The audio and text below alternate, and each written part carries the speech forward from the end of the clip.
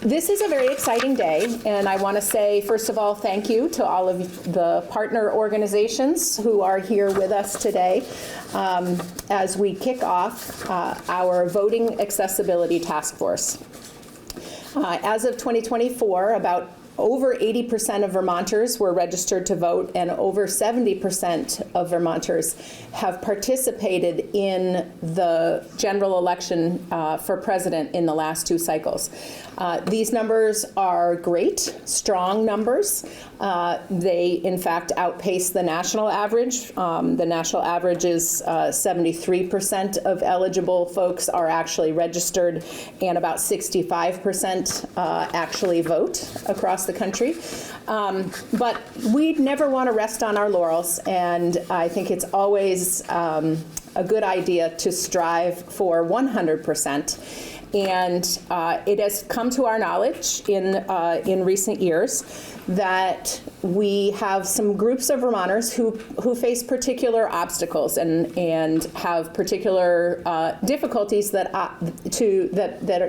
keep them from being able to vote. And it is my belief that if we bring Vermonters around the table and talk about what those obstacles are, really identify them, that we can break down those barriers so that every single Vermonter feels empowered to and able to and ready to vote. When we live in a democracy, voting is how we tell our leaders what we want them to do. It's how we send a message to our local select boards or to our school board. It's how we send a message to our legislators. It's how we send a message through our representatives to Congress about the things that we want them to work on. And I want to make sure that every single Vermonter is empowered to be able to send that message by participating in elections and by voting. So I'm really proud to stand here today with a group of partner organizations, and I will run through who the different organizations are later.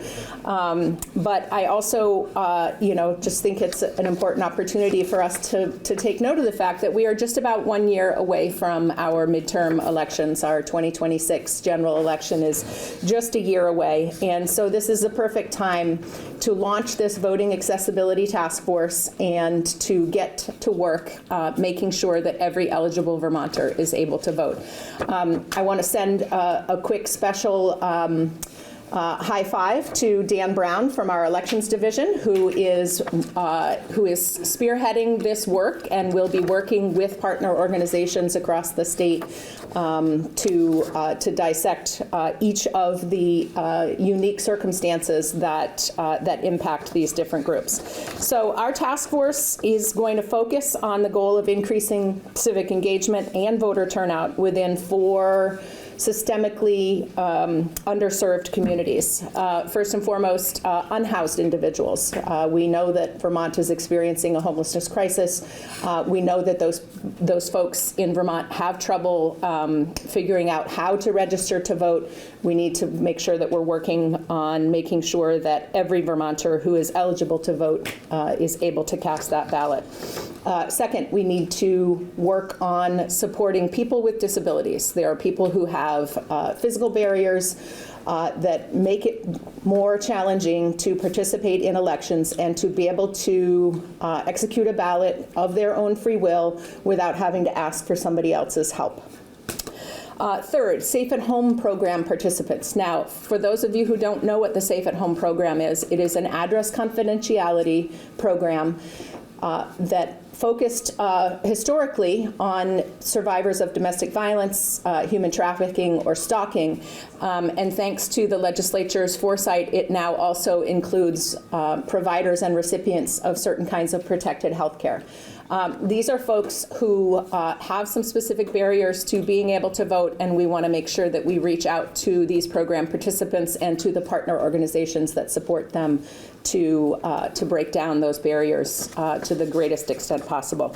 And finally, for those of you who are Vermont Public fans, you may know that we are also focusing on incarcerated individuals. And we had a brief conversation on Vermont Edition last week about some of the particular barriers for incarcerated folks, including just the ability to receive their ballot in the mail. So we've got some foundational challenges there that we want to make sure we address for Vermonters who are incarcerated.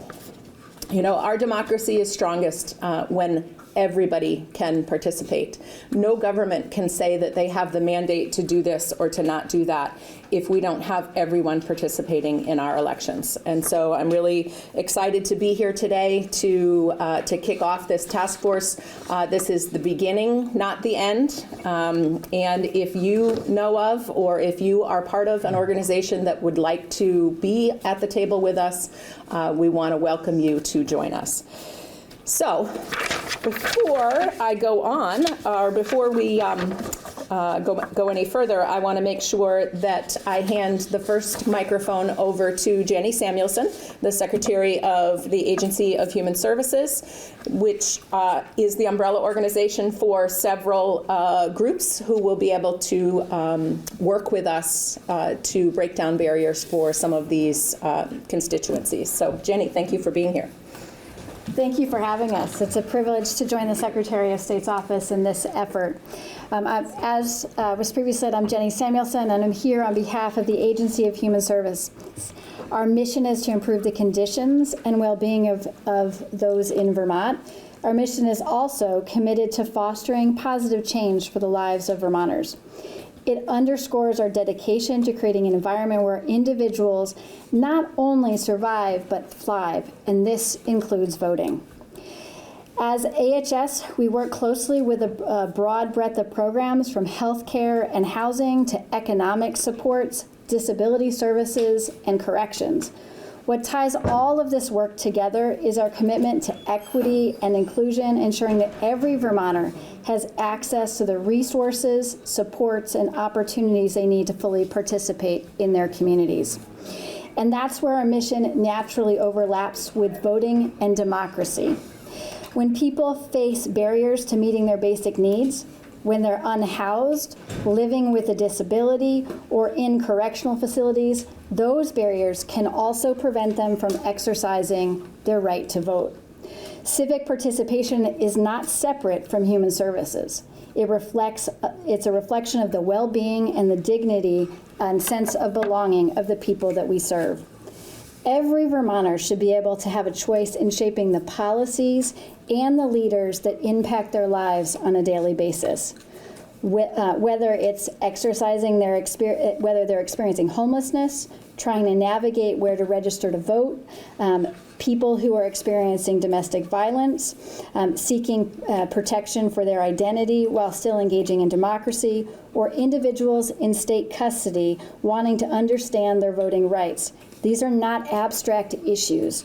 They're real barriers faced by people that our agency serves every single day. I'm encouraged to participate in this task force. Our collective goal is to increase civic engagement and voter turnout among Vermonters who have historically been underserved or excluded from this important part of our democracy. Within AHS, we see a unique opportunity to contribute. We have direct relationships with the communities represented through this initiative, through our Departments of Corrections, our Department for Disabilities, Aging, and Independent Living, the Department for Children and Families. We can help identify where systems unintentionally create barriers and work collaboratively to remove them and make voting and access to voting an opportunity for many that we serve. We can bring forward data, insights, and most importantly, the voices from the people we serve to help shape meaningful and sustainable solutions. My hope for this task force is that it's not only to identify action items and measurable goals, but also to build trust, long-term partnerships that both across the government and organizations that are represented here today. Together, we can make voting a civic engagement more accessible, more inclusive, more reflective of the Vermont we want to live in. As we look ahead at the 2026 elections, I hope we'll be able to point to real, tangible progress. More people registered, more people casting ballots, and more people who feel that their participation matters. This work is about more than elections. It's about connection, empowerment, and belonging. Democracy only works when everyone has a seat at the table. And through this task force, we're taking an important step towards making that vision a reality for all Vermonters. Thank you.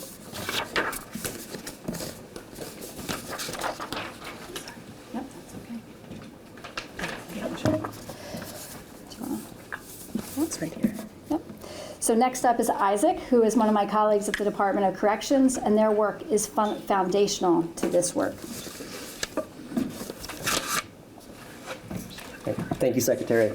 Good afternoon. My name is Isaac Dano, and I serve as the Policy Director for the Vermont Department of Corrections. For many Vermonters, when we picture our elections, we think of a local town hall, a striped voting booth, or a ballot dropped in the mail. But we don't often picture someone casting that ballot from behind prison walls.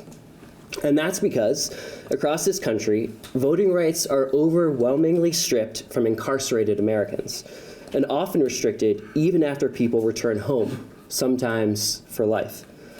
Today, more than 1 million citizens in this nation cannot vote simply because they are in prison. But in Vermont, things are different. Along with our neighbors in Maine, we are the only state where an incarcerated citizen never loses the right to vote, not for a year, not for a day. And that has been true since our founding. That distinction says something profound about who we are as Vermonters.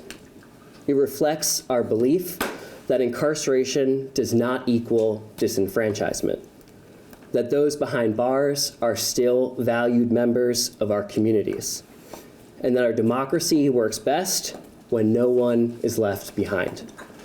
Still, we know that voting while incarcerated comes with real barriers. A person in custody can't freely browse political news online, can't register using their correctional facility address, and can't visit a polling place on election day. Mail-in ballots remain their only option, which means preparation, communication, and civic education are essential to making sure every vote counts.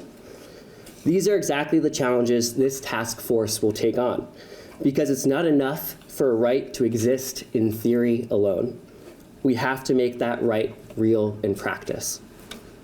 We're living through a moment when democracy in America feels more fragile than it has in living memory. And it's precisely in times like these that Vermont's example matters most. I take real hope from this growing effort to ensure that incarcerated Vermonters stay connected to their rights, to their civic responsibilities, and to the communities they will one day rejoin. The Department of Corrections is proud to be part of this work with the Secretary of State's office and so many dedicated organizations. Finally, I want to recognize one of these key partners, Disability Rights Vermont. They've been doing this work for years, registering and informing incarcerated voters, one person and one ballot at a time. I'm honored to introduce their Executive Director, Lindsay Owen, to share more about this critical work. Thank you.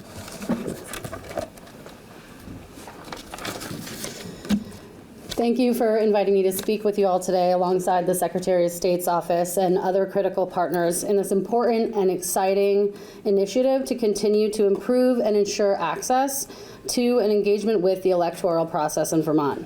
My name is Lindsay Owen Saintamore, and I'm the Executive Director of Disability Rights Vermont. I've been with the organization for over 13 years and the Executive Director since May of 2021. Disability Rights Vermont is the protection and advocacy agency for the entire state. The P&A system was established by Congress in 1975 after much attention in the media exposing horrific abuse and neglect of people with disabilities at a facility named Willowbrook in New York. The abuse and neglect was profound and shocking and largely unknown until individuals spoke out. Specifically, Geraldo Rivera stepped up to help. And as a result, the P&As across the country were created to receive a variety of federal funding to investigate and remedy abuse, neglect, and serious rights violations of people with disabilities in every state and territory. Once the Help America Vote Act was signed into law in 2002, And there was a federal avenue for P&As to protect the civic rights of people with disabilities. Disability Rights Vermont has embraced that task to the fullest for the last 23 years. In that time, we've assisted 1,563 Vermonters with disabilities with 1,856 requests for voting needs. We have conducted 242 polling place accessibility surveys with only one town declining, and that's out of the total 265 polling places throughout the state. Disability Rights Vermont has worked collaboratively with the Secretary of State's office for many years. In 2019 and 2020, the collaboration was on focus groups to identify barriers to voting in the community, and we jointly published a report with the results. We have also collaborated annually over the last 20 years with the Department of Corrections to conduct voter registration drives within the prison facilities, assisting incarcerated individuals with disabilities to complete and submit voter registration forms and absentee ballots. Also, for the past several years, we've partnered with the Department of Corrections to ensure that incarcerated individuals with disabilities have access to our nonpartisan voters guide, both electronically and hard copy in the facilities. We've partnered again more recently with the Secretary of State's office last year to help table and register people to vote at events like Pride Marches or farmers markets statewide to increase enthusiasm and participation in the electoral process. We have also collaborated last year with End Homelessness Vermont to conduct voter registration drives at different shelter locations throughout the state to increase access and participation from people experiencing homelessness. Finally, Disability Rights Vermont is a member of the Act 133 working group tasked with producing a report related to accessible and inclusive local elections and public meetings. Disability is the largest minority group in this country. It is also the only group that any individual at any time could become a part of. It simply is part of the human experience.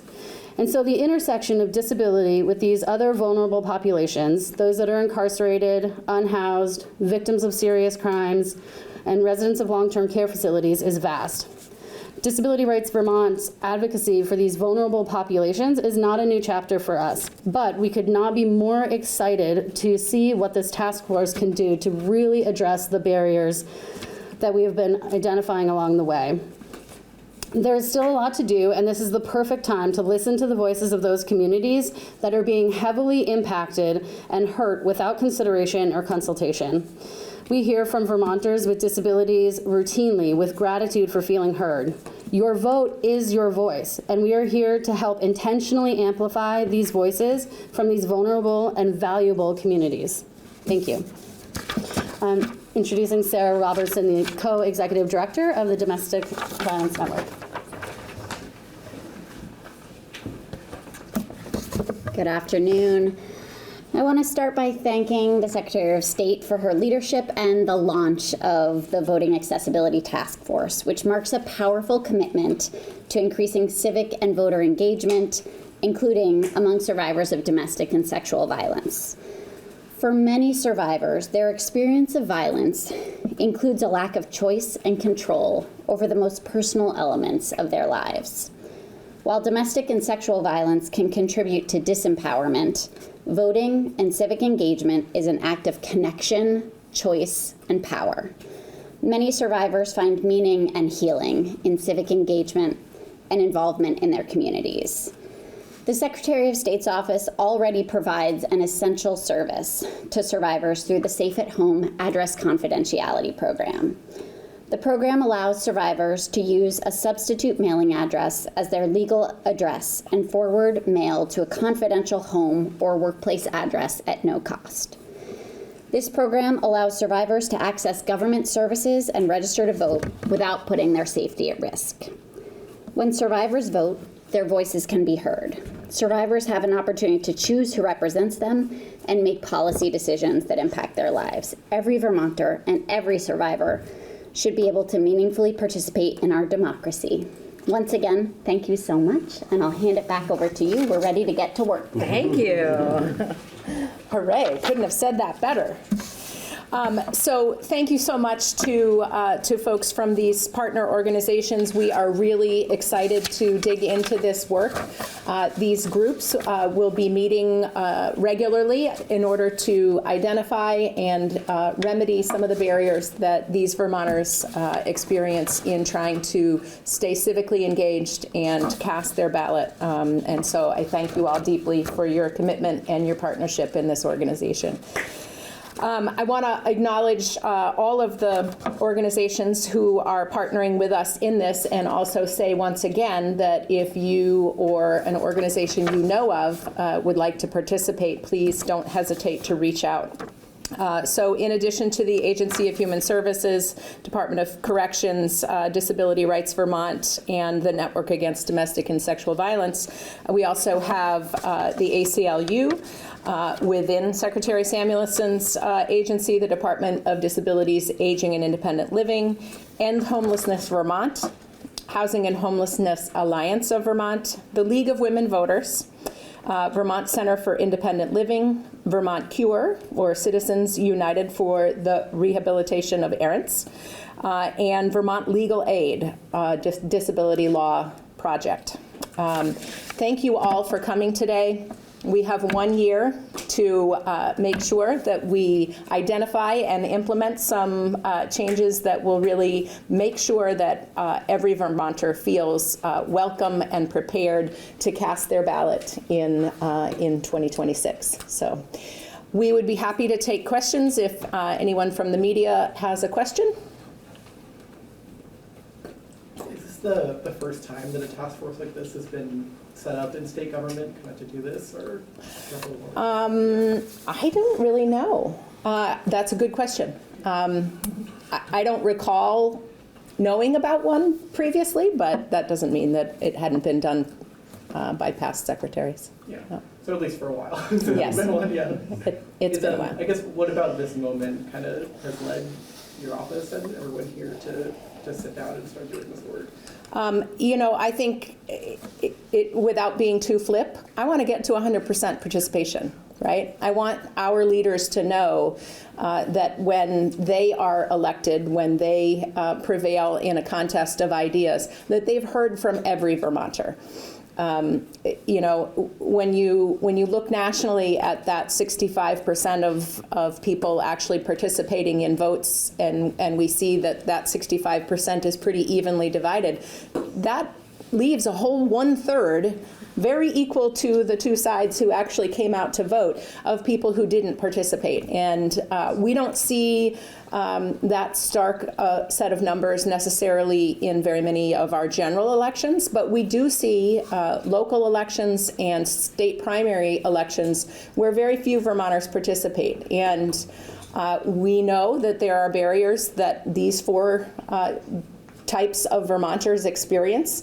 And we want to make sure that we are identifying and eliminating those barriers so that these folks feel empowered to be a part of our elections. And I know Isaac talked a little bit about the importance of mail-in voting for folks who are incarcerated. Obviously, as well as I do that we've seen really real threats to mail-in voting at the federal level from the Trump administration.